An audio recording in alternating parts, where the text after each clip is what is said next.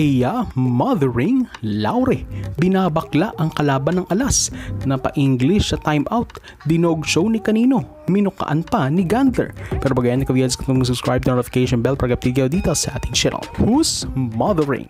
Well, sa gitna ng success ng Alas Pilipinas sa AVC Challenge Cup, masasabi mo na napakas-positive ng aura ng mga players. Sabi nga ni Don Macandili sa isang interview, special umano ang grupo na ito ng national team na maituturing na isa sa best formed national team. Well, ang mga history na ginawa nila ay magpapatunay nga lang naman dito. Isa sa mga players na nagbibigay positivity and power sa team, walang iba kundi the mother of all mothers, Eya Laure. Hindi po siya nanay pero ang kanyang pinapakita sa court since day 1 of the Challenge Cup ay mothering na. Tila walang kakaba-kaba sa loob si Eya at happiness lamang dala niya sa ating koponan.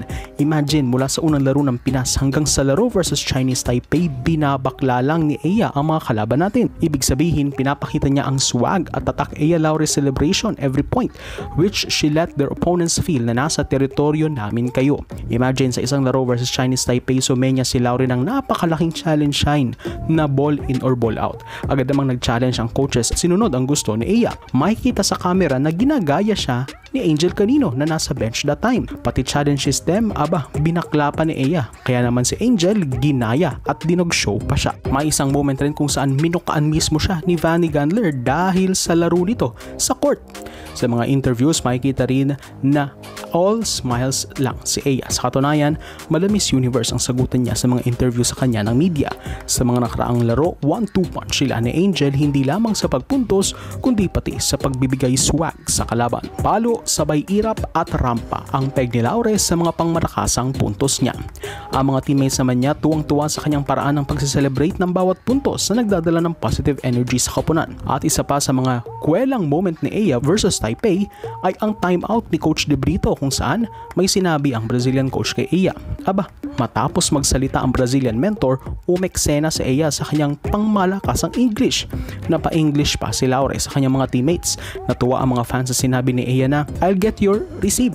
Na tila ba hindi siya sigurado kung tatama ba ang English niya upang sabayan lang ang English ni Coach De Brito.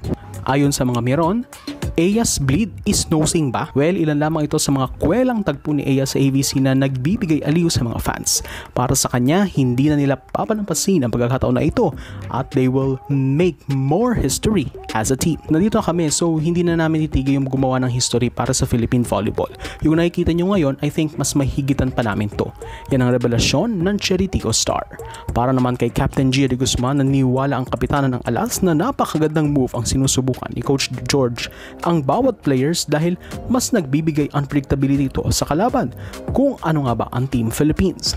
Malalim ang bench ng Alas na kayang sumabay sa kahit na anong laban this Challenge Cup. So, for support this channel, please subscribe to notification bell to updated on the coming videos.